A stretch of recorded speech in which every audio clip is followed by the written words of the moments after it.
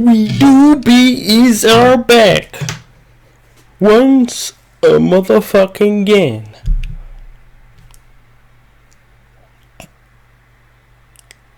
Yes. Yes, ladies and gentlemen, exactly. We are back at it again. And I'm gonna give myself a minute and a half to get ready for the stream, naturally. After which we're gonna get to this. We'll see. The goal of this broadcast today is a little different. Whereas I'm usually a variety gamer, I play games, you know how it goes. This time, I decided, hey, how about I do that kind of thing? How about I do that kind of thing? What kind of thing are we talking about? Well, we're talking about that kind of thing. Actually, let me hide these things. You don't want to look at these things, wink, wink, wink. So I decided, alright, well, we're gonna do that kind of thing. I discovered these animations today, actually, and I'm very, very pleased. I really quite like them. And then I also like the fact that they are reasonably intelligent in a sense. They have a very nice amount of symbolism to them, and I feel as though that can easily be utilized in some way to go into a discussion on them. So we talk about that, and oh, okay, that's interesting. That's something that works out. I guess we could say that it does work out. And another news. Hey, Facecam, webcam, we're live. You can see my ugly mug. Reasons as to why you can do that. I found a big ass, long ass, hairband,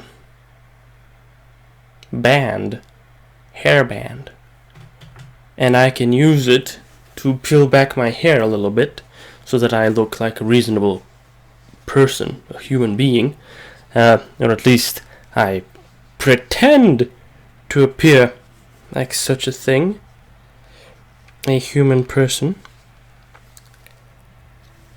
And I can feel a little bit of confidence about my appearance, but it's not as good.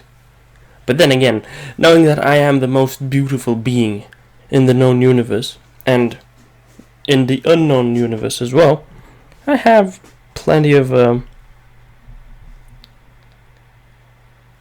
oh, that's politics actually. Yeah, this is most likely just politics, so let's not do it just into just chatting. Well, it is both politics and non-politics, so we're gonna figure it out. I'm gonna figure out how we go at it. So I spent like a minute and a half, 3 minutes cleaning my glasses, and they didn't get clean. They're still kind of dirty. Not because my eyes are dirty or anything, because I was using a multi-week old napkin. It's a specialized napkin, that's a given, one that's used for cleaning glasses. But when you use it for a few weeks, it doesn't become quite the thing that you'd want it to be. Now does it? Alright, there we go. Put that like so. Oh. Actually no, it is just chatting. It is not politics, it's just chatting. It is just chatting. Because I'm not gonna focus on the politics of it. I'm gonna be just looking at the videos, and I'm gonna be figuring out what's what. Alright. Okay.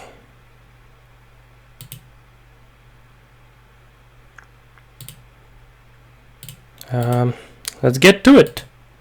Frankly, ladies and gentlemen, let's get to it.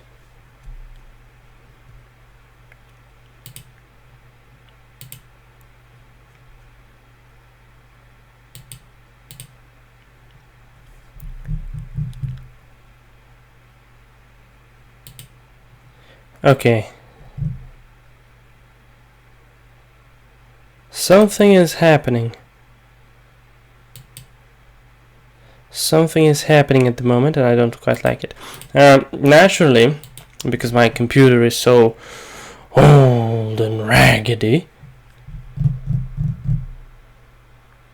Okay. Alright, yes. Okay.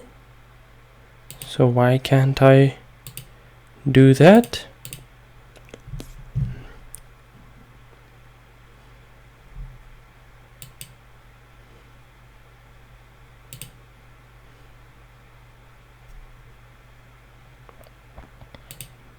Okay, well, that's that. Let's get to it then. Take a look at the videos themselves. And starts off with this one. Biden versus Bernie. Let's take a look at it. Oh wait, maybe not. Is it just making... What are the playlists? We have Alex Jones, Codex series, Biden saga. Okay, so we're gonna watch the Biden saga. My name's Joe Biden. I'm a Democratic candidate for the United States Senate. And to get hot, I got hairy legs that turn blonde in the sun. What did you say? And the kids used to come up and reach in the pool and rub my leg down so it was straight, and then watch the hair come back up again. They'd look at it. So I learned about roaches. I learned about kids jumping on my lap. What? And I've loved kids jumping on my lap. What do you mean by that? 150 million people have been killed since 2007 when Bernie voted to exempt the gun manufacturers from liability. What's wrong with you? Poor kids are just as bright and just as talented as white kids. We choose science over fiction. We choose truth over facts. What are you... Okay. This looks like it's a lot to unpack. Alright. So I feel as though this is just making fun of Joe Biden, or rather showcasing just how strange and wild Joe Biden is. So we're just gonna go with a cosmic horror saga. I'm afraid your father will have to remain in his coma for several more months. We'll be feeding him pure meat through a tube just like you asked. In the meantime, let's go party all over Europe. Alright, so we begin with Jordan Peterson's 12 More Rules. Now, I need to preface everything here with I'm not as deep into political grifters as I'd hoped I could be. Which is maybe my failing, or I'm just lucky to be able to detach myself from that unpleasant realm of reality, but it is what it is, in short. So, right off the bat, this is connected. Rather, this starts off with him being in the coma, which has he woken up from? Has it? Has Jordan Peterson woken up? What happened to Jordan Peterson? Waking from coma. Okay. Yes. Yes, there we go. So he is in a coma here, and he wakes up after that. And he wrote 12 More Rules for Life after he woke up from the coma. I think that's what happened. So, yeah. He's being fed meat, raw meat, because that's his diet. And then his daughter goes to party with the doctor all over Europe, which I guess happened, or maybe didn't, who knows. But here immediately we get a very good transition where we get a zoom in on his eye as it's closed, as he is in the coma, and then the eye opens, and he's suddenly no longer in that coma. You could say that. However, it is very well conveyed that it is still in the coma because the zoom in on his eye makes it clear that whatever is going to be shown after that is occurring inside his mind, in his head. So that's very good. I'm pretty happy with the way it looks. The way it looks. Well, with that, I'm quite pleasantly impressed. And we keep going. When people think of happiness or pursuing happiness, the first thing they think of is, well, it's a pretty selfish desire. Okay. Here we get to another interesting point. He wakes up and he is on stage, sitting across from another person. I think this is the old man, the talking head for Prager U. I don't know his name, but that's whatever. And so we can tell immediately that this is some kind of memory of his. Well, we could make that assumption that it was a memory of his until we got a look at this talking head, this old guy, because this doesn't look right, does it? It doesn't look very right. But yeah, it's something that's very associated with Jordan Peterson, going to these talks and having a dialogue or discussion with another person, and that's very similar to one of those things where, as an example, he had a chat with Slavoj Žižek in a very similar situation where they were seated across from one another. Not quite. Rather, maybe they were. It was a little weird, but it was what it was, and that's very similar in that sense. And they also have the water bottles so that they can keep chatting on about stuff. And immediately, the conversation that is being had, well, a conversation I say, but it's more of a monologue on the Prager U fellow's part, is about happiness. And that's very, very closely associated and related to what Jordan Peterson goes on about in his works, or whatever he is associated with. So it's very on topic. That's definitely a plus. And it's however, the interesting thing is that it's not Jordan Peterson talking about this. It's this Prager U fellow going on about that. And we could assume that maybe this Prager U fellow's seniority, because of the fact that his hair is much whiter and he appears much older and maybe wizened by age, that could be perceived as Jordan Peterson being influenced in a sense by this Prager U fellow. But that could also be completely wrong. As I said, I'm not totally in on the mythology here. It's a shame, but it is what it is.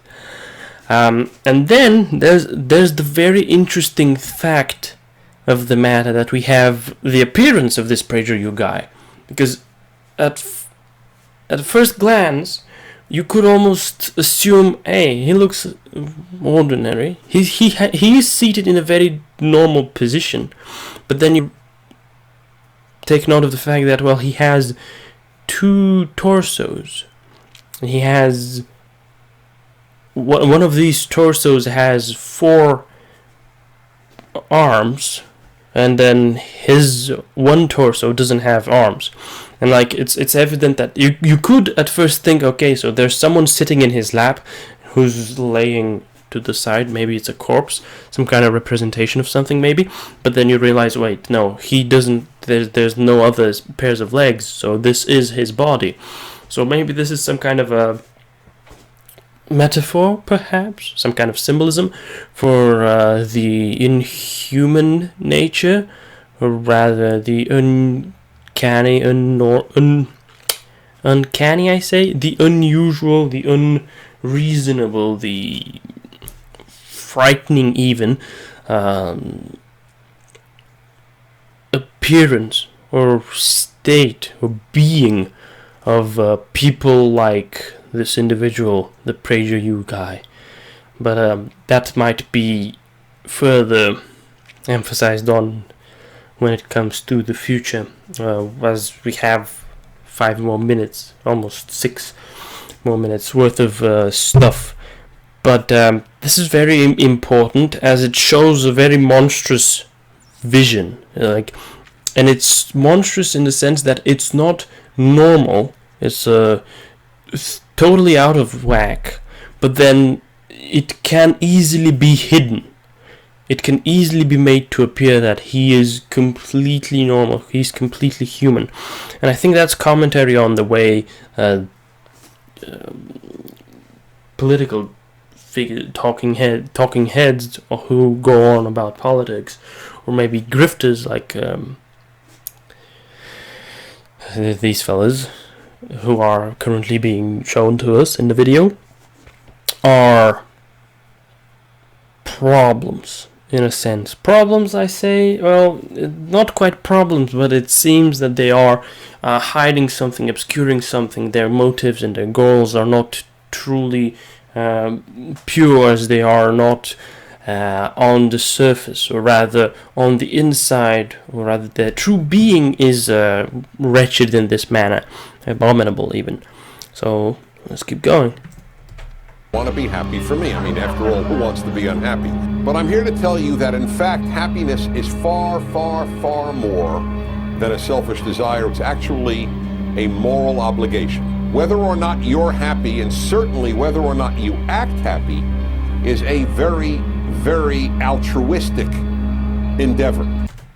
Okay, so we could choose to focus on this, which is on the things that he is saying, or we could choose to focus on the audience. The audience itself is very evidently wrong in some capacity. It's broken. It's like, those aren't people. Why is Jordan Peterson a person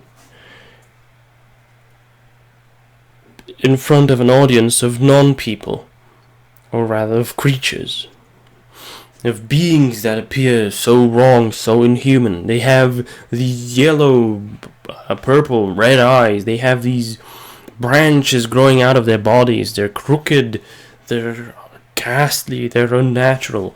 And it's very, very intriguing. Like, why is that the way the audience is portrayed? We'll keep that in mind, and we'll go on to what is being said by the PragerU guy. We could go into the politics of it, or rather the idea set of it, but simply put, happiness is altruistic, because according to this Prager guy, PragerU dude, but well, the definition of happiness needs to be very specially looked at and very, very clearly defined, so that a statement such as that can be made.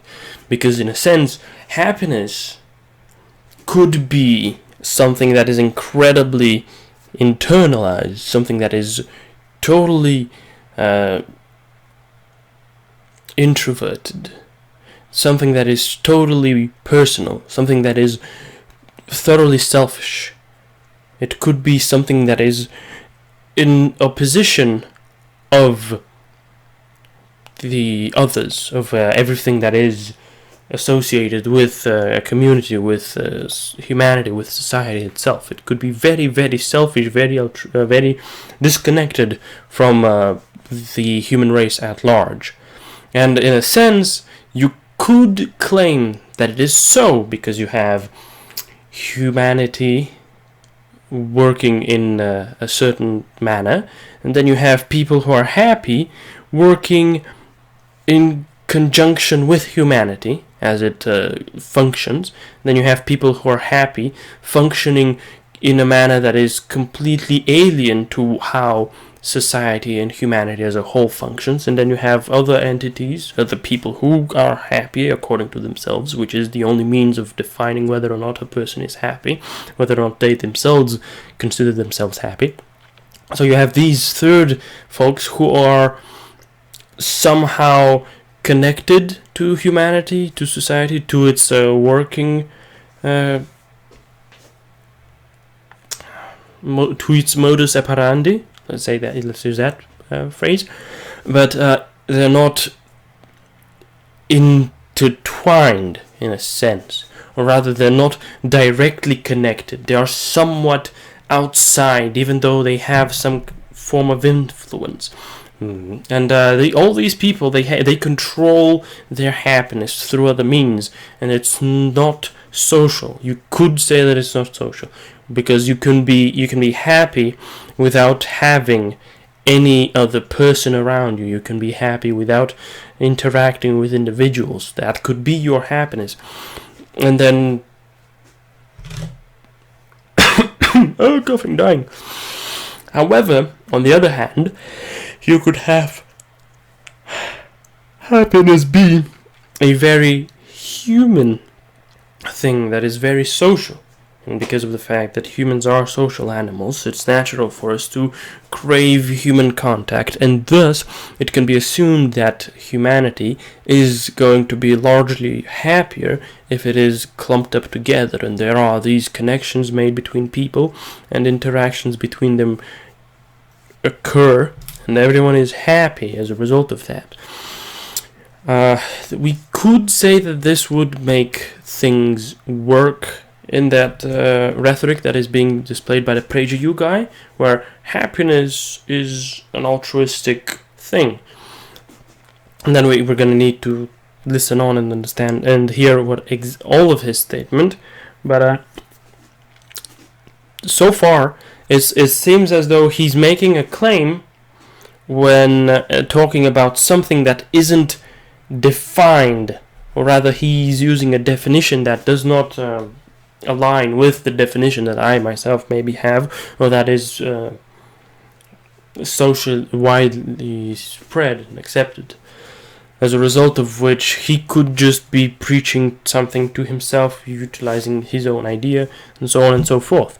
And he could be doing it with an ulterior motive, that monstrous side of him, because remember, we saw that he had even more pairs of arms, even more sets of arms actually, and that's the monstrous side coming in and showing that, well, he looks reasonably normal. Look at him, he's talking, and he seems totally okay, he seems totally fine, he seems totally normal. But then, well, if you look a little deeper, you may notice that, well, what's up with that chin? That doesn't look quite right. What's up with these arms? What's up with that second torso? What's up with that? And then it becomes a little more conspicuous in a sense. Is what he's saying truly something that he believes, or is he saying it so as to somehow affect public perception? In a sense, maybe he's affecting public perception, maybe he's not, but maybe he's trying to manipulate the audience, which looks like it's, well, we don't know enough about the audience, we don't know enough about what he's saying, so let's get back to it. Yes, indeed, we have a moral obligation. Happy people make the world better. Unhappy people tend to make the world worse. Okay, so that's his look at it. Happy people make the world better. Unhappy people tend to make the world worse. And we have a moral obligation, he says. And immediately we jump into a problem. Morals are relative, unfortunately. As much as any one of us would have wanted and would have dreamed and would have hoped for morals to be universal, morality is thoroughly relative. And it's going to remain relative and subjective in perpetuum. However, whatever, it is common, or rather it is relatively universal, that the pursuit of happiness, or of a good life, which is what people associate with happiness, is actually universal. Everyone has that. It is something that every culture strives toward. You want to have a good life. You want to live well. And living well is, by some people, considered being happy. At least by those who are not living well, or who feel as though they're not living well. Those who live well, in the perception of those who do not live well, according to themselves, live well. And so, a good life makes you happy. So there is a universal need to have a good life. According to many cultures, like in Christianity, you want to have a good life so that you can go to heaven. Okay, and that's you're gonna be happy that you're gonna do that. You are gonna be happy doing your life whilst you are being good, because you know that you will go to heaven because you're being good. And then after you die and you go to heaven, you're gonna be happy perpetually because heaven is the most wonderful place that could be imagined, and you're gonna be with God, your creator, and it's gonna be amazing. Then you have, say, Buddhism. And you have this, a good life. Okay, I gotta have a good life, and I'm gonna be happy because I know I will reincarnate myself, and that I know that my karma is going to be good, even if my life isn't as good as it could be, which is what you essentially want to have, the best life possible, which would then lead you into having this opportunity to finally stop this cycle of rebirth. For yourself, achieving nirvana, I think that's what it was. But that's the best possible option. But you have softer stuff, like, okay, if I'm good enough, or if I'm just good, I'm gonna have good karma, and that's gonna make my life better, be it this current one or my next life, as a result of which you have this happiness, and being good makes you happy, and then living well naturally makes you happy, and then when you go on to your next life, or when you transcend that and when you get through that, you are still happy because you have either gotten to remain, to keep living, and you have good karma, and you know things are going to be good and you're happy because of that, or you stop getting reborn, and you are happy because you've gotten out of that cycle of torment, in a sense. Then you have other religions, and all of them have these rules that are laid out, and you have to live according to these rules, and things will be good if you live according to these rules. And you want things to be good because otherwise things are going to be bad, and if things are bad, you're not going to be happy. You know, you're not directly looking for happiness. It is not explicitly stated in any of the religions that have been formulated over the years, but it is definitely something that exists, and it is definitely something that functions in a very, very, very, let's say, simple manner. You have these rules. Follow these rules, you'll live a good life. And you're going to be happy because you're going to be living a good life. Otherwise, you're living a bad life, and you're not going to be happy because you can't be happy when everything's bad. And that's just part of the definition of it. Part of the way we perceive goodness and badness. And so, there is a relative universality to the pursuit of happiness, to wanting happiness. And then this statement, this claim made by the Prager You Dude about happiness being, or rather happy people being good for the world, and then not happy people tending to be bad for the world, that's, well, here we have it. That is probably skewed, very, very skewed by something. And that something is, let's say, perhaps religious perception. Because, okay, why would an unhappy person be bad for the world? So we have the good person, the happy person, and he's good for the world, for society at large. Okay, why is that? Well, because he is a shining beacon. He has a presence. He makes others around him with his own joy more cheerful. He helps people on a psychic level, and that makes people better. We are aware of the fact that smiling people who are happy, appear more beautiful in a sense, appear more pleasant to behold, and we know that beauty and things that are pleasant to behold are actually very good for us, both physically and psychically and mentally. So that's okay. I agree that I will agree with the point that happy people are good for the world, but then the point that unhappy people are bad for the world, or tend to be bad for the world, is a very bad point. Because why is a person unhappy? If we abstract ourselves from religion and these rules that have been set down and laid out, an unhappy person is unhappy because there is something that's making them unhappy most often.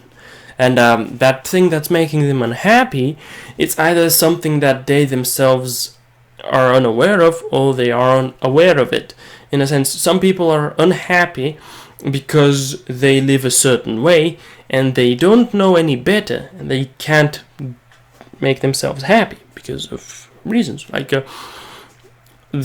but then there are people who live a certain way and they are unhappy, and they know how they can become happy, but there is something stopping them from becoming happy.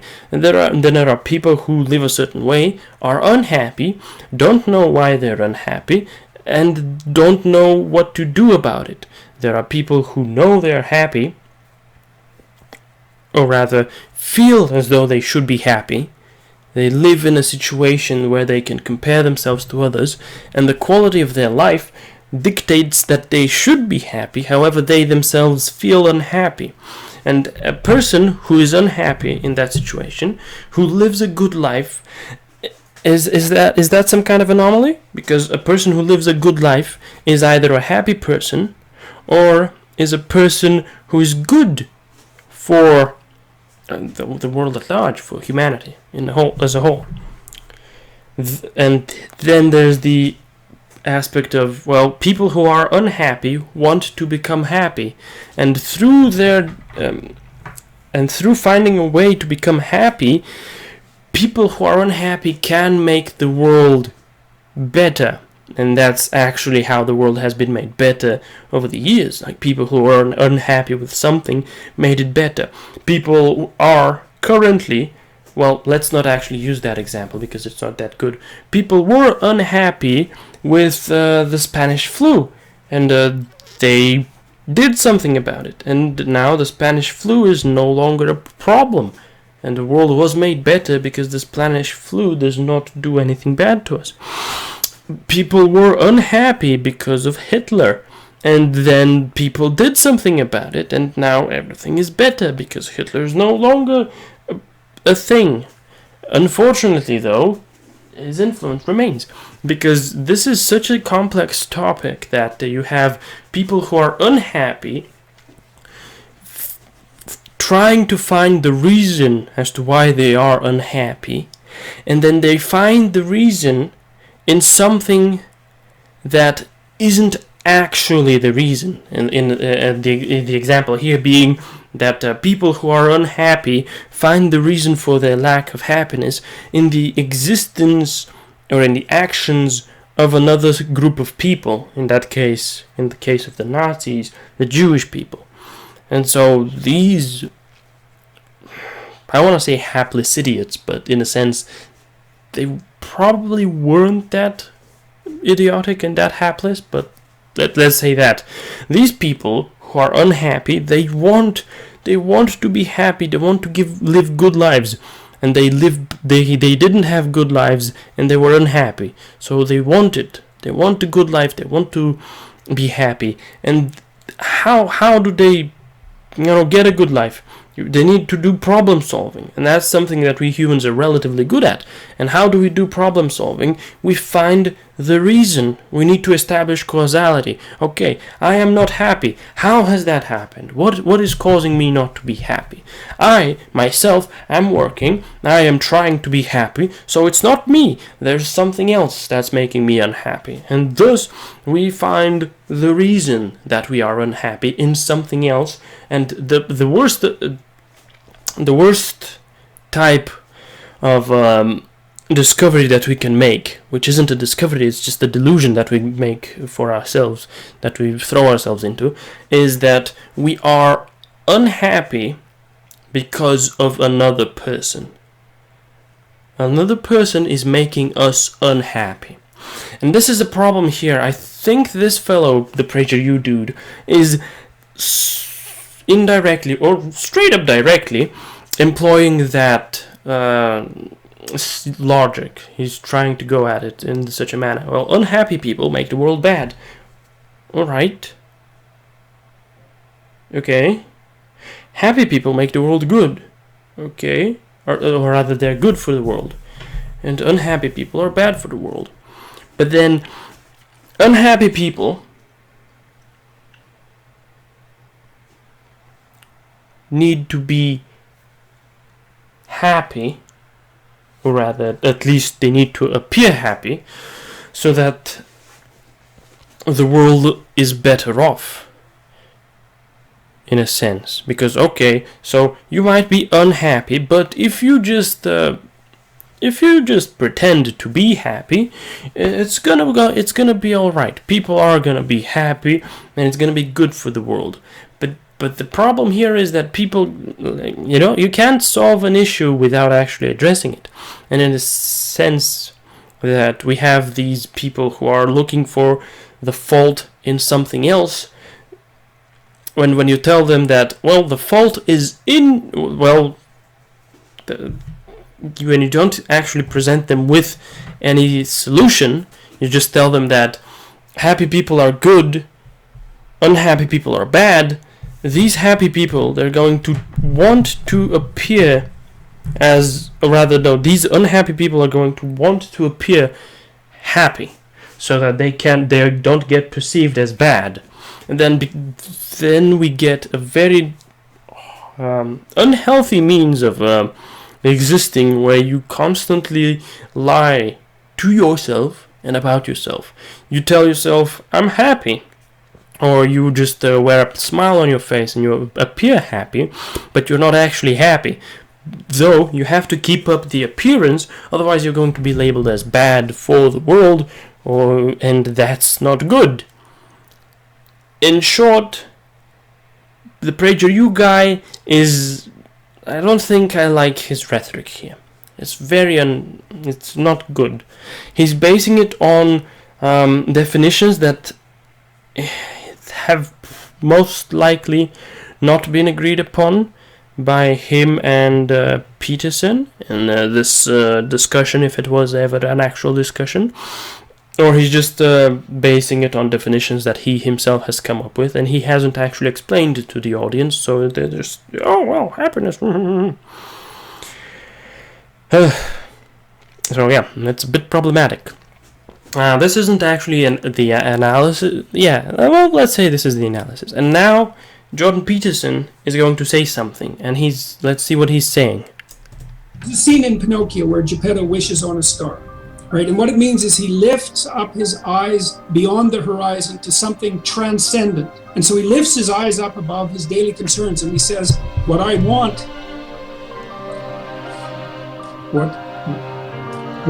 more than anything else is that my creation will become a genuine individual, right? It's a heroic gesture because it's so unlikely, and that catalyzes the puppet's transformation into a real being.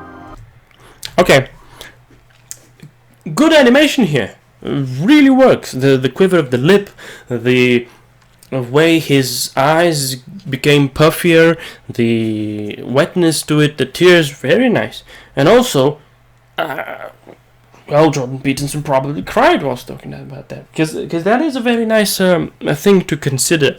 When you think about it, this scene that he's describing, how Geppetto, having made Pinocchio, looks up to the stars at something transcendent, and he wishes that his creation was an individual, was its own being. It's really beautiful, because every creator of anything, they really loves their creation, even if they try, even if they pretend not to, even if they are not happy with it. When they acknowledge something as their own creation, they somehow put a little bit of pride into it. And when they show it to another person, that's when they are really, really, putting themselves out there. And that creation of theirs is very valuable to them. And it somehow defines them in and of themselves. And when the creator says that they do not care for their creation, in the event that someone says something good about their creation, they will feel good about themselves, because, oh, hey, that happened. And it will be a very subconscious thing. It might not be actually a conscious thing. You might not directly feel good about it, but it will slightly affect you. You might get a little bit of endorphins released, something like that. I don't know what exactly is going to happen, but you're going to feel good about it in a sense. And the adverse is also true. When you get told that, oh, it's garbage, good thing you don't like it, well, you'll feel slightly bad, because you admitting that it's bad, that could be an attempt on your part to make the individual who is going to comment on your work a bit kinder. Like, oh, okay, so you acknowledge it's bad. Well, I don't want you to feel so bad about yourself, so down. I don't want you to be so down, so I'm going to give it a better rating. I'm going to say something nicer. And so, like, even if you feel as though your work is bad, whenever someone tells you your work is bad, you don't feel good about it. And whenever someone tells you your work is good, you always feel good about it. Even if you think it's so bad, you feel so good about it, even, that you start feeling like some kind of imposter syndrome. You start feeling as though, oh, wait, no, I don't deserve this praise. It's as if it's too much. It's too good. It's too good to be real, and you can't believe it. Like, I don't deserve it. This shouldn't be happening. And this is kind of the same thing here. It's transcendent in a sense, because, oh wow, I got this praise. I was praised for creating such a thing, my creation, and it's so. And whenever it is praised, I too am praised. And at one point, my creation can transcend me by either outliving me or outgrowing me, in a sense. Because, could we give an example? Well, let's use George Lucas and Star Wars as an example, where George Lucas created Star Wars, in a sense, yes, but then his creation transcended him. Star Wars was expanded upon by hundreds of other authors. Star Wars is it is still associated with George Lucas, but like, there are so many other things that you can associate with Star Wars that it's not bound exclusively to George Lucas. You associate Star Wars with Disney nowadays. You associate it with bad sequels and prequels nowadays. And even these qualities, like, of that thing, it has gained a form of being, in a sense. And that form of being is not the same as what Pinocchio's being is, because Pinocchio becomes a being, whereas Star Wars in this example has a form of being. It exists in a certain manner, whereas Pinocchio becomes a creature, let's say that, because of a being that's that has a few meanings, and we're gonna use the meaning of the being as the creature, the thing that is, and naturally we normally use being to describe something that lives, and Pinocchio doesn't live. But if Pinocchio can live, if Pinocchio becomes living, now that is in a sense confirmation, or rather an affirmation of Geppetto's own skill, and that's the Geppetto being transcended in and of himself. Like this, I might have really gone off the rails here, but it feels as though that's what Jordan Peterson here does as well. Because, okay, PragerU guy goes on chatting shit about happiness and morality, and then Peterson shows up and he starts talking about this. And then you can associate, you can find happiness in that, because he weeps tears, and are those tears of sadness? No, those are tears of joy, because this moment, whenever you remember that moment, that's a great, overwhelming sense of satisfaction, of happiness, indeed, because it's so beautiful in a sense. Conceptually, it's incredible. And I can totally understand him why he would weep when recalling that, because depending on how much value he puts in that memory, in that scene, in that moment, it could be very, very, very emotionally charged, and thus could make him weep. And tears of joy are frankly one of the most purest expressions of happiness. So in a sense, he is displaying happiness, but the manner in which he's displaying happiness is almost contrary to what the PragerU dude went on about when he was talking about happiness. Because, like, okay, so he's happy at the moment. Does he look like he's a good person? Like, not a good person, but rather, does he look like he's doing good for the world? Well, in a sense, he is, but then he's actually talking about some fictional toy maker and the wooden toy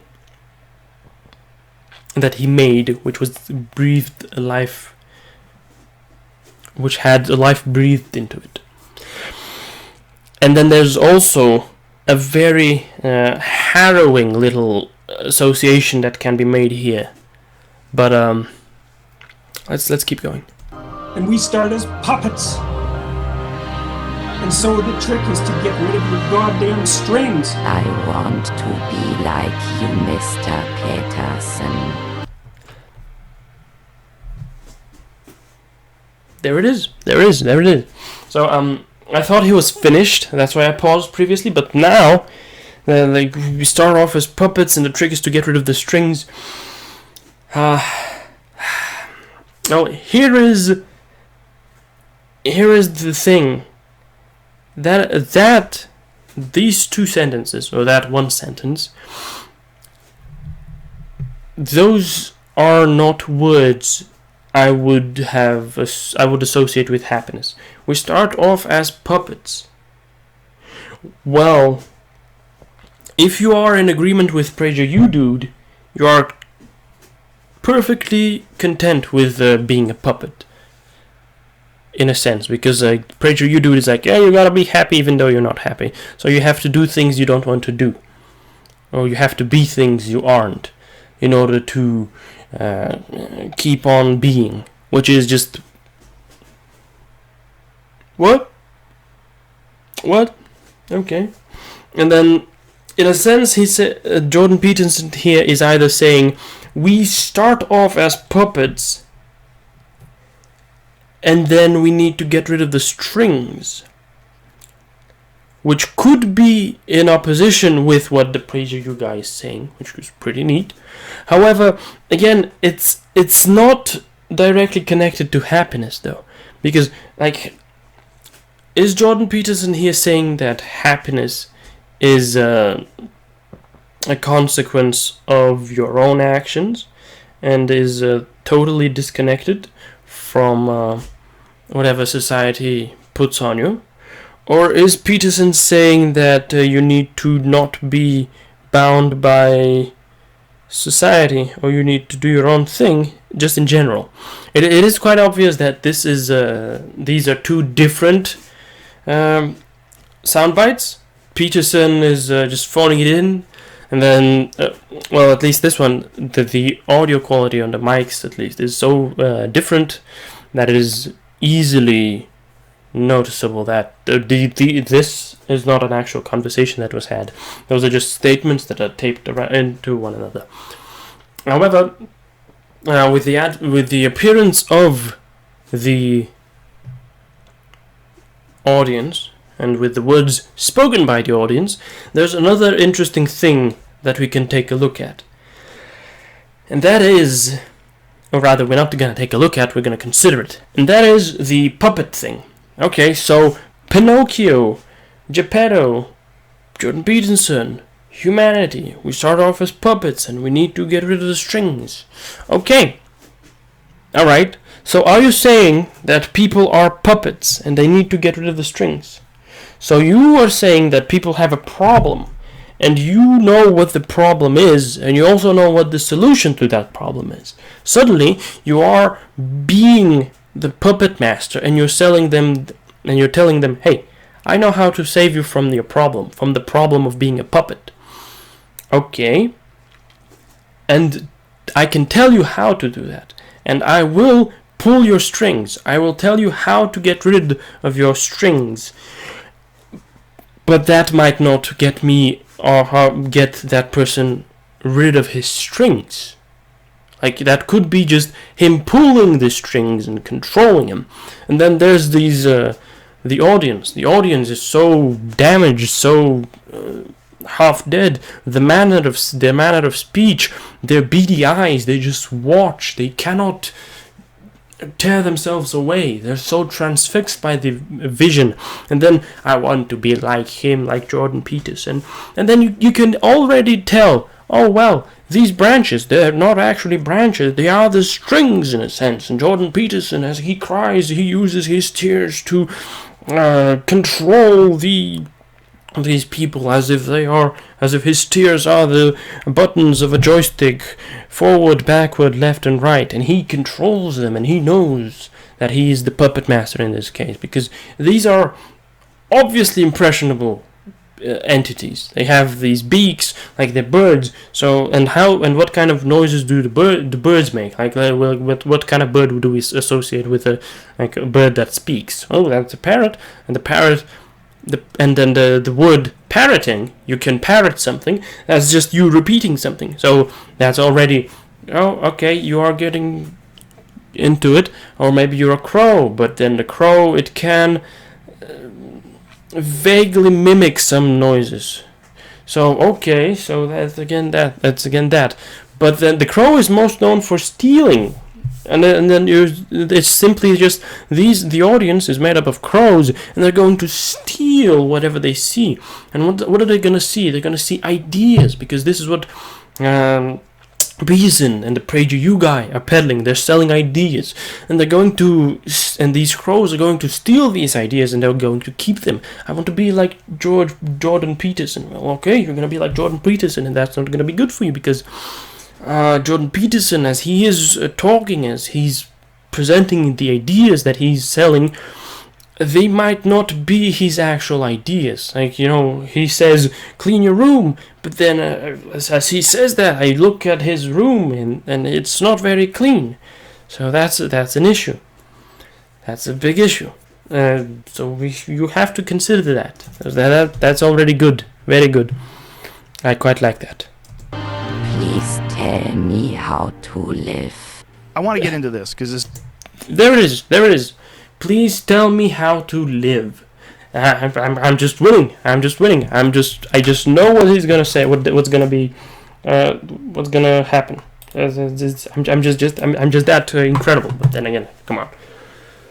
I am incredible. And now I think we're getting into a transition, because suddenly we hear a voice that that doesn't belong to the PragerU guy, and it doesn't belong to Jordan Peterson, nor does it belong to the audience.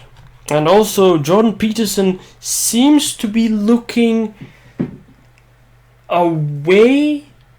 He's looking at something, at someone, the speaker.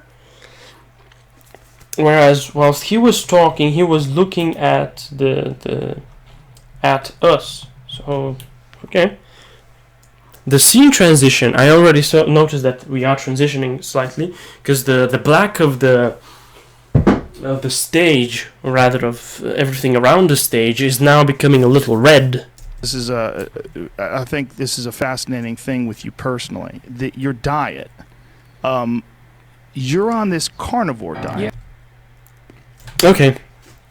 So it's Joe Rogan's podcast, and again, it's probably another moment of his memory, and this. Well, we didn't get any more confirmation as soon as we saw that. Oh well, look at this creature's many limbs and many torsos. We knew that this was a dream, or some memory that is affected by the dream, or him staying in his comatose state and just existing. But here we have Joe Rogan. We have the elephant deity. I don't remember, but he was wise. He was wise. It was a deity of wisdom, I think. That could be somehow connected, but I don't know. I also noticed the bottle of Jack Daniels, alcohol. So think of that what you will.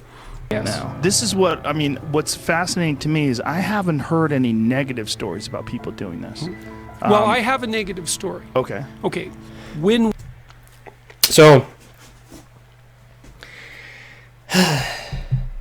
we have an entirely different conversation now. Peterson and Joe Rogan are talking about Peterson's meat-only diet. And then Peterson exposes a negative of that diet. And that already we can see, okay, so there's a problem here. Because we have the audience wanting to be like Jordan Peterson, to be told how to live by Jordan Peterson.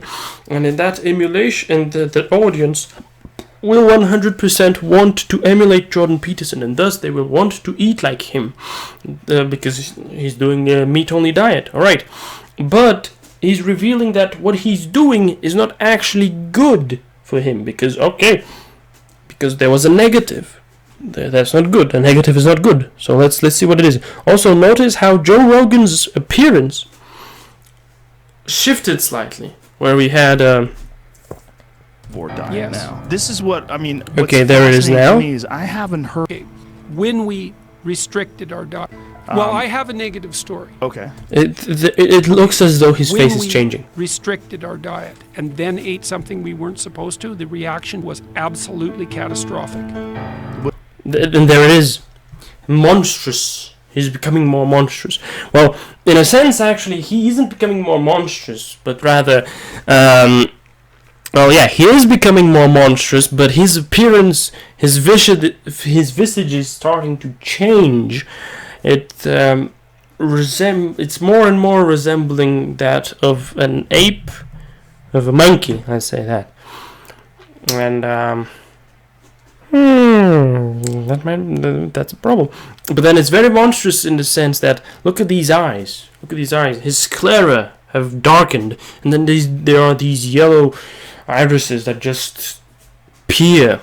So that's very important. Like, okay, so it seems that the individuals that Jordan Peterson has interacted with are somewhat monstrous, or rather they have something, their appearance isn't, well, their exterior isn't what it is, isn't indicative of their interior. Let's get back to And this. ate something we weren't supposed to. The reaction was absolutely catastrophic. What did you So- do? What did you switch to?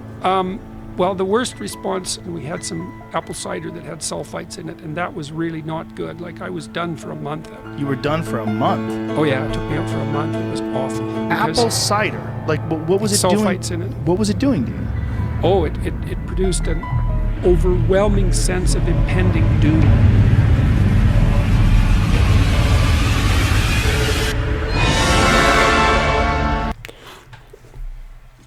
That's really good. That's really good.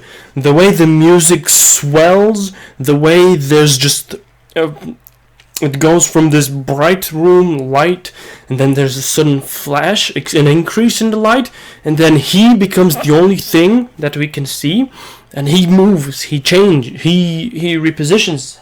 So he drinks apple cider, something normal. Oh my god, I can't speak.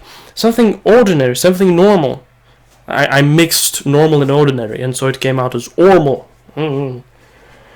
Something normal, something ordinary, something that isn't too exquisite, something that isn't unnatural in a sense. And then he drinks it, and oh well, I had a very bad reaction to it. And the monkey is like, what? How? Apple cider did that to you? That doesn't make sense. The monkey, I say, as in Joe Rogan, but it's the monkey because the monkey doesn't know. The monkey doesn't know. It's not known for being smart. It's not known for being wise, and so it doesn't know. So it's asking. It's just this question mark. It keeps asking. It wants to know, and it cannot believe because it's dumbfounded. And then we have Jordan Peterson drinking this, and this existential, or rather no, ever-present doom, I think was what he said. An overwhelming sense of impending doom. Impending doom, there we go.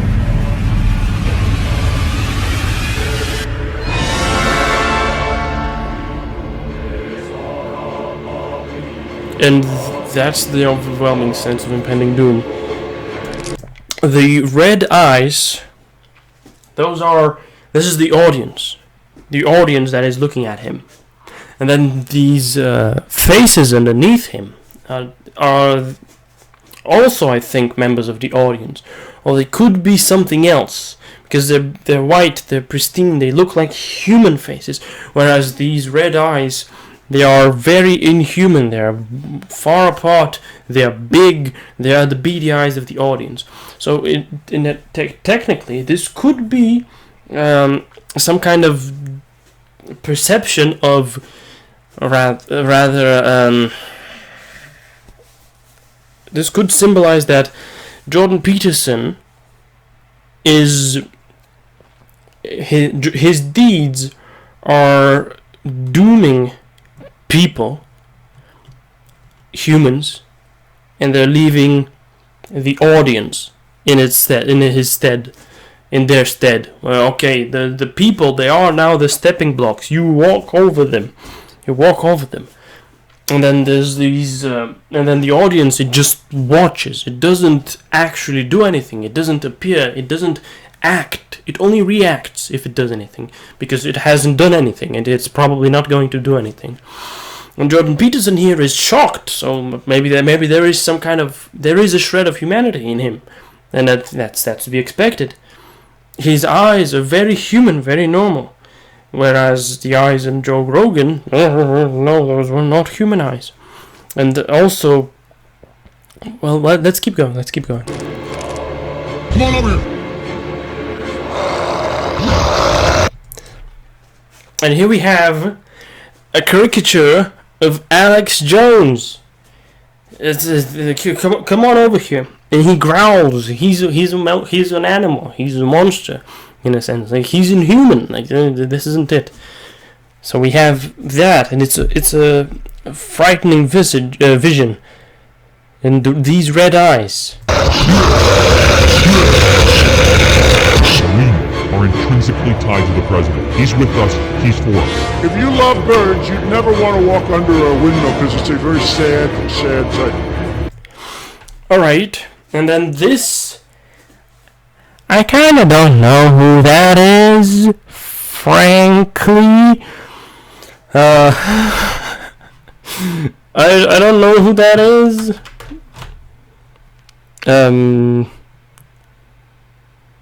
Is it Charlie Kirk? I think it's Charlie Kirk. Yeah, so, okay, that's Charlie Kirk. And then he goes on, what he says, the president is with us.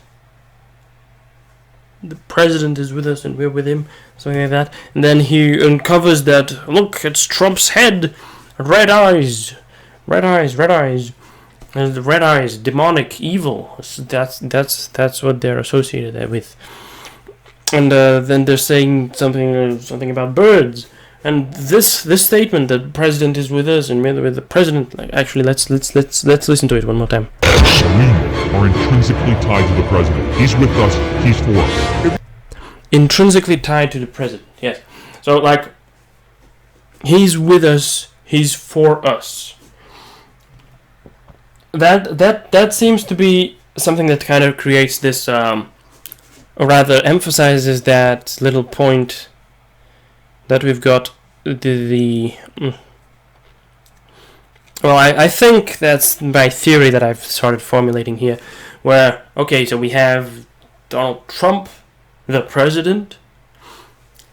No, let's not have Donald Trump the president. We have the person, in this case Jordan Peterson, or rather maybe Donald Trump, or maybe Joe Rogan, or maybe this guy whose name I forgot, Charlie Kirk, or maybe Alex Jones. So we have these guys, and they're public figures. We know they have that, and they peddle ideas. Except Trump, let's not actually involve him. But these guys, they peddle ideas. They are idea peddlers. They are thought leaders, if you will, if we can describe them as such. They present their ideas, and due to the fact that many people listen to them, they have their ideas spread, and they, in a sense, lead, because their ideas shape the way one thinks. When it comes to this approach of this type of interaction. Interaction? Yeah, let's go with that. Thus, it seems as though these figures, they influence, like them peddling ideas, and then the audience, it wants to be like them, because they peddle the ideas and they present them. Come over here, says Alex Jones, and then growls like a wild animal. Okay. And then we have that guy, he's going on all about the president, and that's like, okay, come over here from the Alex Jones. That's be confrontational. It's some kind of guide, in a sense, a command, an urge. Not an urge, but rather, yes, a command where Alex Jones is telling you, come over here. And as you are looking at Alex Jones, you kind of want to be like Alex Jones. You want to be taught how to live by Alex Jones, because you are the audience, and the audience is just these beady-eyed parrot crows who steal, and they're stealing the ideas, and they're parroting everything that's being said. And so when Alex Jones says, come over here, and starts growling like an animal, you are going to copy that, and you're going to be more confrontational, you're going to be more like him. He's controlling you, in a sense. He's pulling the strings. And then you have that guy, Charlie Kirk, who is going on about, okay, the president, he's telling you, you love the president loves you, he's for us, he is for us, so he's for you, and he's and Charlie Kirk is creating this ownership of the president, like, he's my president, mine. This has some kind of entitlement to him, and is creating the idea that the president wants, is going for you, is doing things for you, he's there for you. And you emulating Charlie Kirk, you will be like him, and you will have that sentiment. Then we have Donald Trump, whatever he's saying. We are intrinsically tied to the president. He's with us, he's for us. If you love birds, you'd never want to walk under a windmill because it's a very sad, sad sight. And then we have Trump saying, if you love birds, you never want to walk under a window because it's a very, very sad sight. I think this was picked on purpose because the audience, birds parroting, crows stealing, not that. But also it's kind of intrinsically picked because what the fuck is he saying? If you love birds, you'd never want to walk under a window. How do you walk under a window? How is the window a very sad sight?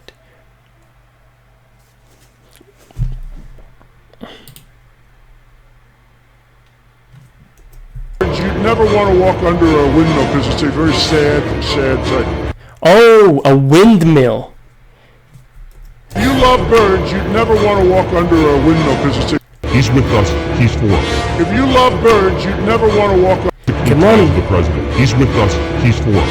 If you love birds, you'd never want to walk under a windmill because it's a very sad, sad sight. The captions are kind of bad here. Come on over here.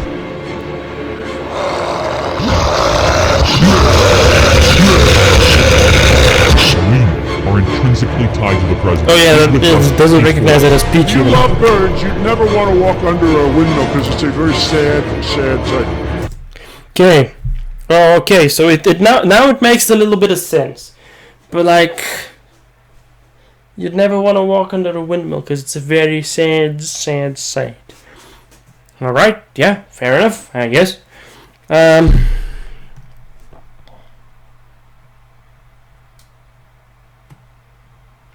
That shows that the president cares for you because you're the bird.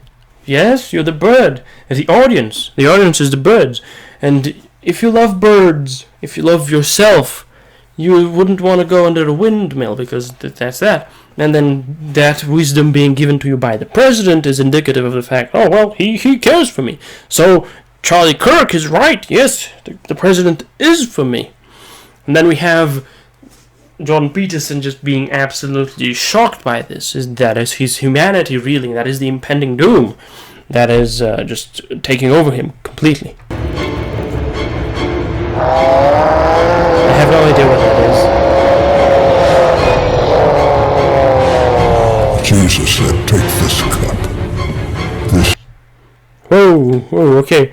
So that was a two-headed thing. I have no idea who that was, and it didn't even say anything. It just roared angrily, I guess. So maybe something associated with wrath, anger, rage. Is my blood of the new covenant. And then we have, this is that insane pastor, I think, the uber rich church guy.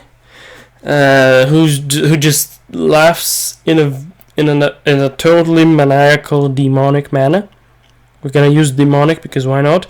And it's just indicative of, oh, hey, look, religion, hey, religion. What a nice thing to incorporate here. Well, yeah, religion presents ideas, and you follow these ideas. Like we stepped on that a bit earlier. We talked about that. We talked about that and we figured it out. We had that happening. Did we have that happening? Yes, we had that happening. Where okay, the religion gives you the rules to follow, and then you follow the rules and you live, and it tells you how to live literally. And then the cup of Christ, the covenant. It's just the relationship that's being formed. And it's just an indicative of, okay, so this is very sinister. And naturally, the way he looks, the laughter, it's just, oh, it's fabricated. It becomes more and more apparent that it is not right, in a sense. Something's wrong about it, the uncanness of it. The PragerU guy himself, you see that as well. Then I think that's Ben Shapiro. I said certified freak 7 days a week. Wet ass P-word. Make that pull-out game weak. He's just reading off the lyrics for WAP. That's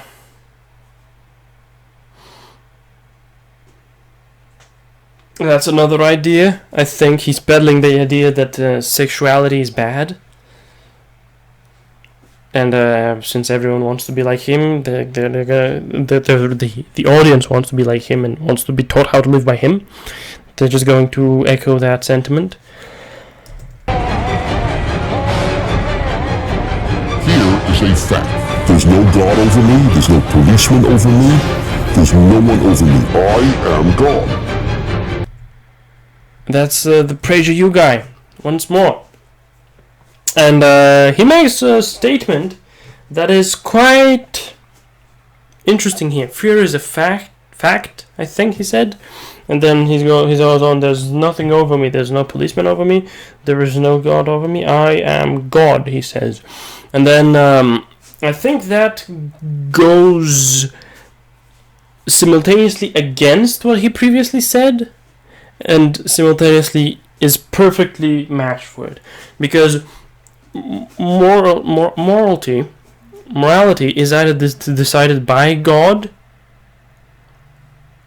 if God exists, or by the people at large.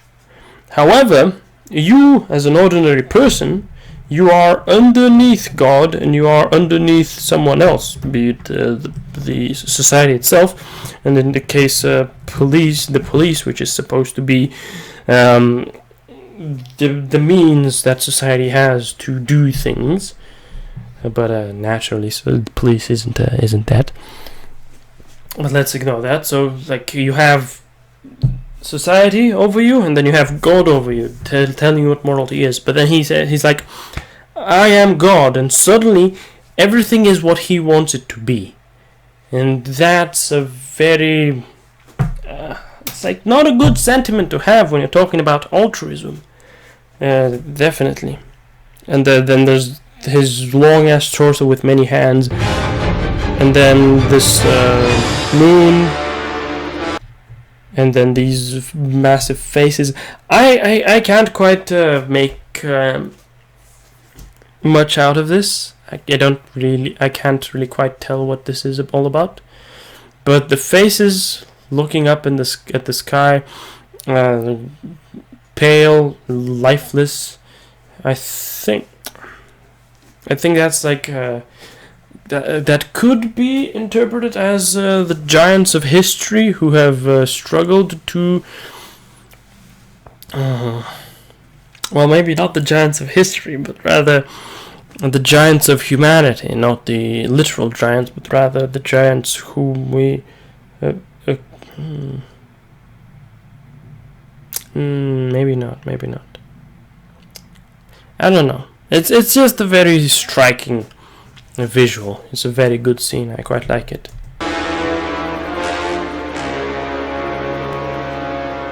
Fucking cider. Oh, I didn't sleep that month. I didn't sleep for 25 days.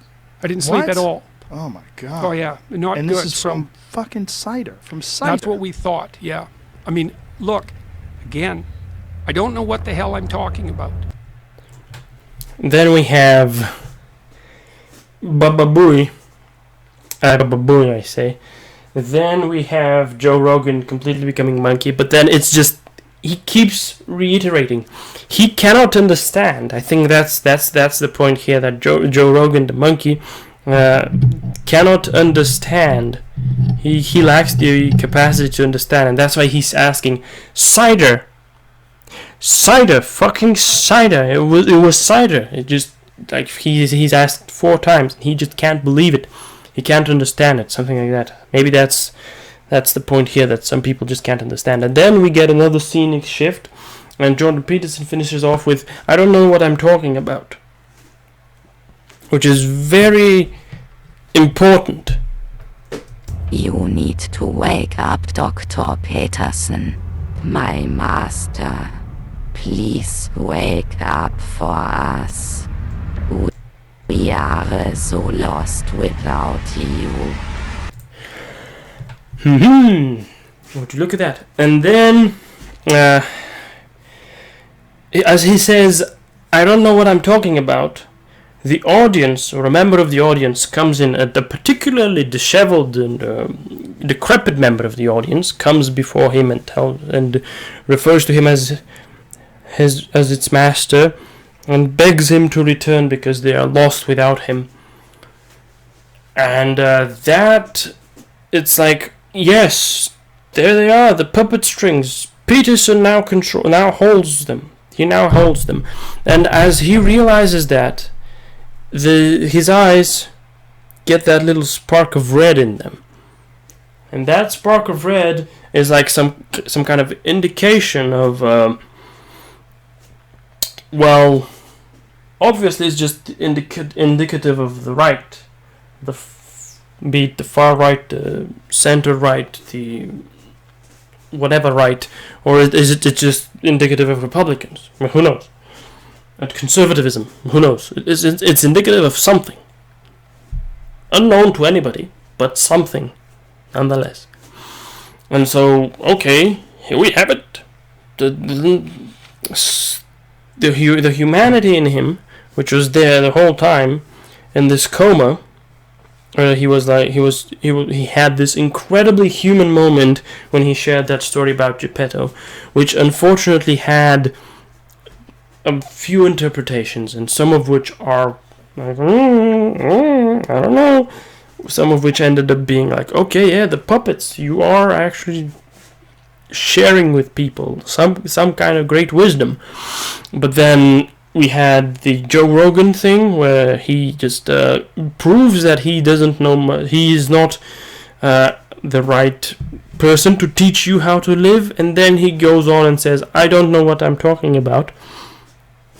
But having seen everything around him in that circle, where these people make contradictions with one another, the PragerU guy, where Alex Jones and then that two-headed thing, they just growled like animals. They didn't. They appeared to have no cognitive function. Where you had a person railing against the sexuality just because, by the looks of things. Where you had someone just so in love with, or rather so attached to the president, to the idea of the president, or maybe to the specific person, Trump, that he had him within himself. It seems as though you don't really need to know what you're talking about. So he maybe made that realization. Okay, and something inside him flipped. Then he wakes up from the coma. Then now he can think. What is natural must be right. Eat your meat and worship might. Oh my god. That cow is abhorrent. It's so terrifying. It's so uncanny. It's so disturbing. What is natural must be right. Eating meat. And it starts talking. It starts talking. And it's a cow. Not only is it a cow because it's meat, it's the meat that Jordan Peterson eats. Not only is it a cow because of that, but I feel as though this could be some kind of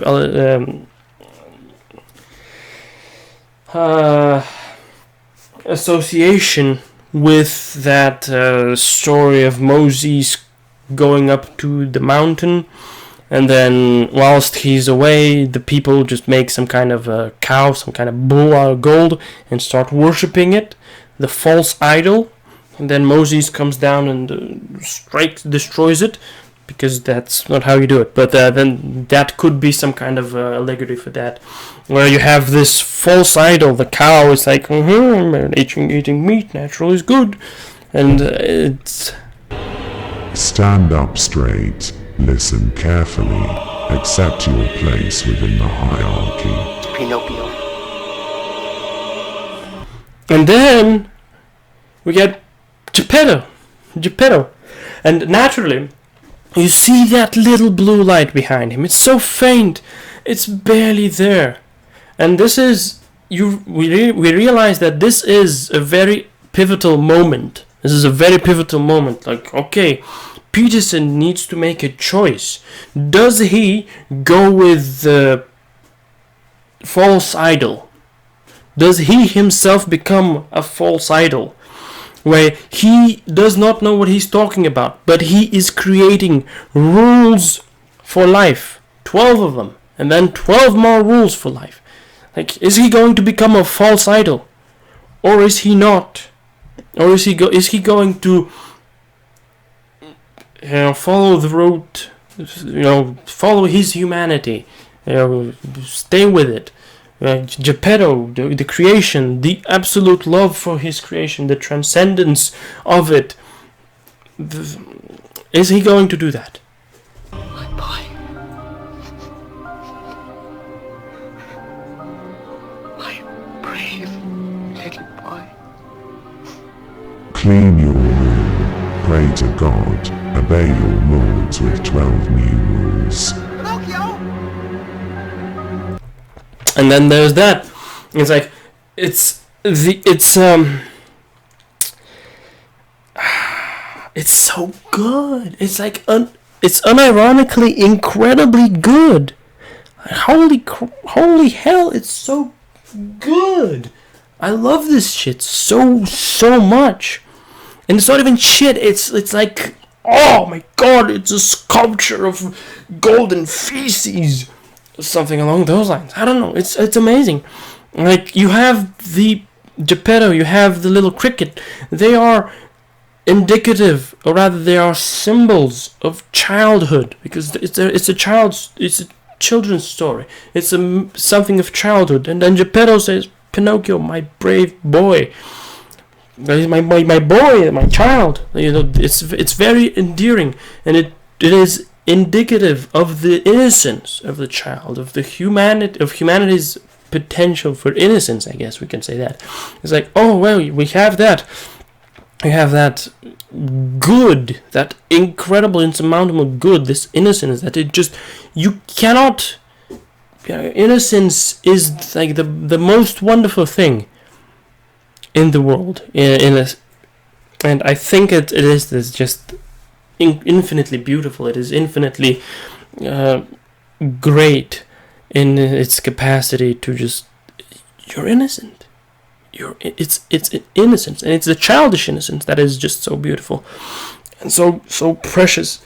And then it's like the goodness of him, his childish innocence, his naivete. It's really pushing him forward. It's trying. It's holding out its hand. It's so desperate to somehow get to him, to somehow reach him, to somehow keep him on this idealist path that just wants good. Because like humans want good for everyone. Like normally you don't wake up and you don't decide, okay, I want good only for myself at the expense of others. No, you don't do that. And it's not something that you get as a child. It's like, okay. It's such an expansive topic. I'm not gonna get into it because I've already been ragging on about stuff for like an hour and a half. That's a lot more than I thought I would go into on this video, but like 5 minutes just talking, ladies and gentlemen.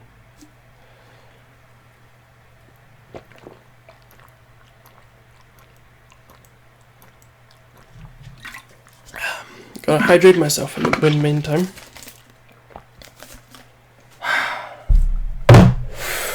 Woo. So we have the juxtaposition between this innocence. It's like really trying to keep him in the right path, right? Reaching out its hand. It barely has the power.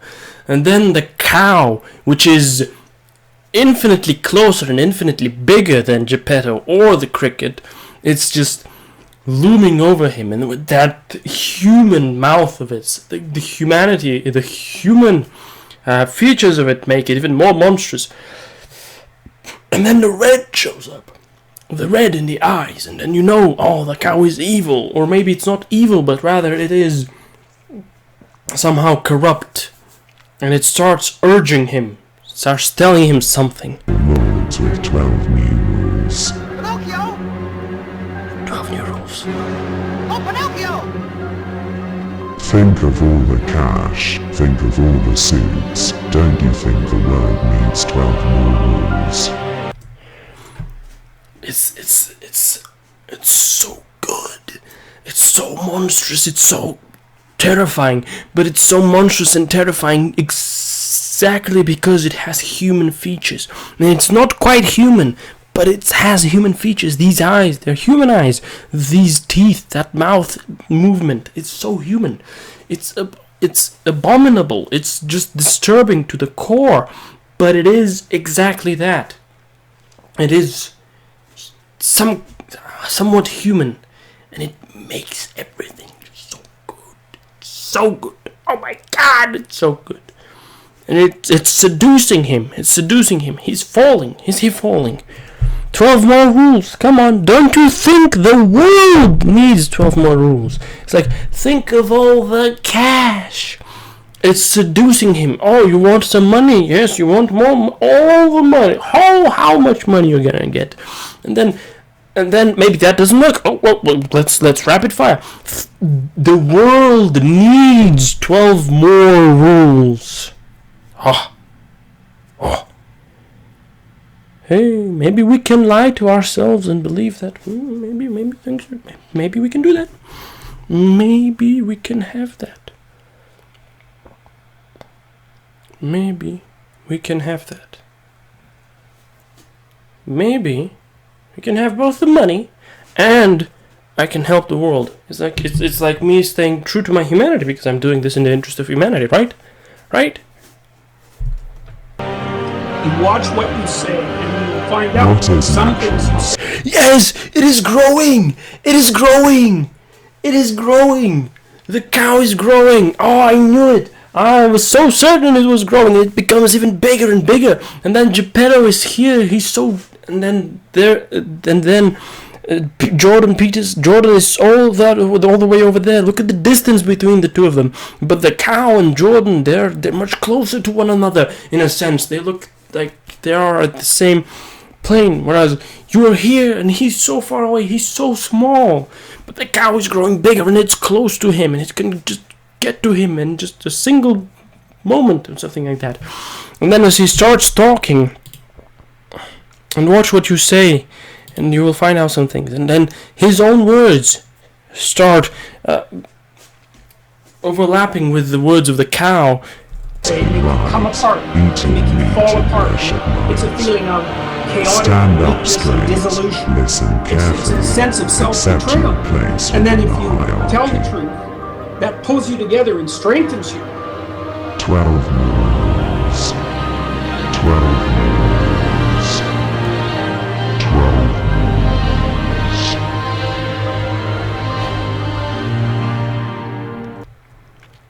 And then there's the beef. And it's like, oh, hold on. What is that? What is that? Are those segmented fingers? Segmented joints? Oh, it looks like they're wooden fingers. Oh my God, no! What? How could this? Let's skip. Oh. Dead, Pinocchio. Oh my God! Hold on. Pinocchio. Oh my God! The nose! Oh, he became Pinocchio. His eyes are red. He lost his humanity. He lost his being. He's now a puppet of the false idol. And he is creating more and more puppets for that false idol. Oh. It's such a good short film. It is a short film. You can't dissuade me from that. It is a short film. and it is a fantastic short film on top of that, because this is actually incredibly good. It's incredibly good. There's so much meaning that can be derived from it. Like, the segment with Jordan and Joe Rogan, that one was kind of dead, but whilst the two of them were talking to one another, of course. But then we get to the part where he experiences that impending doom as a result of drinking some apple cider, and that was a lot of room. But then the conversation between Joe and Peterson, that was just kind of lame, kind of boring. Kind of boring? Nah, not kind of boring, but it didn't have all that much meaning to it. You couldn't find meaning within every single sentence, within every single word, or rather, it wasn't as provocative, because it's just, I have a meat diet, and I drank some cider, and it was kind of messed me up, because like only Jordan was contributing to that conversation, and Joe, he was like, what? Apple cider, fucking apple cider, and yeah, that was that. Oh, but it's so good. It's oh my god. Like, I've gushed about this video for a little bit now, just a little bit, but whew.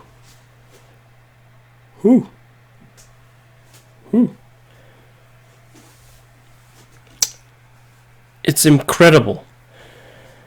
It's incredible. And knowing that there's like 10 more of those that I can look at. Holy crap.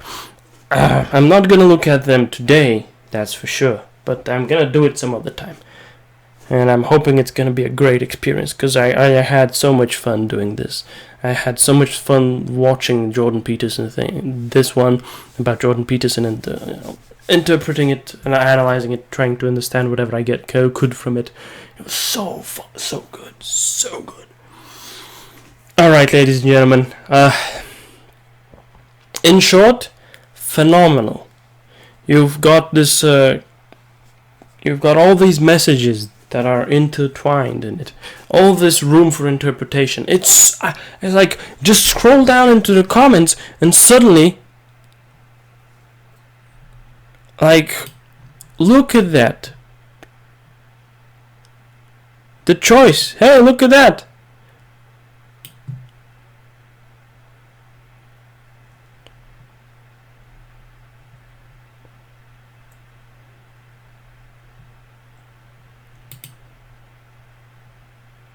See, yeah, like it's that guy. That fellow also got to pretty much the same conclusion as me.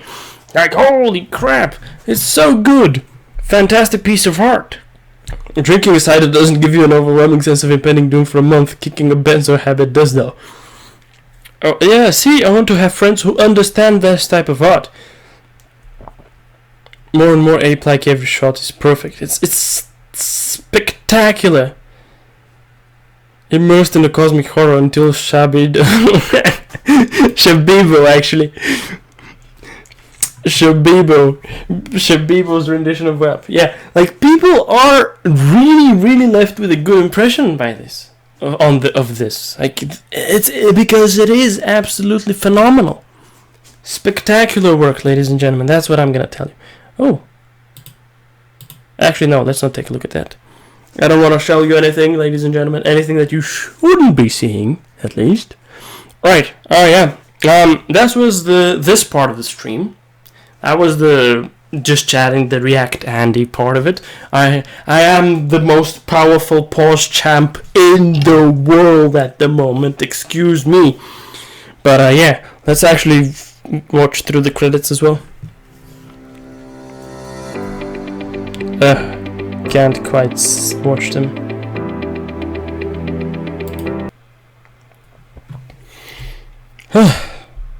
Right. Yeah. Absolutely fantastic stuff. Watch more support him. Do that. Support this Aamon Animations. It's incredible. Incredible.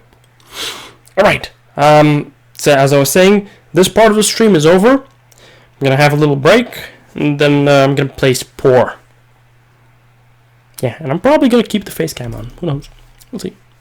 Yeah, thank you for watching, folks.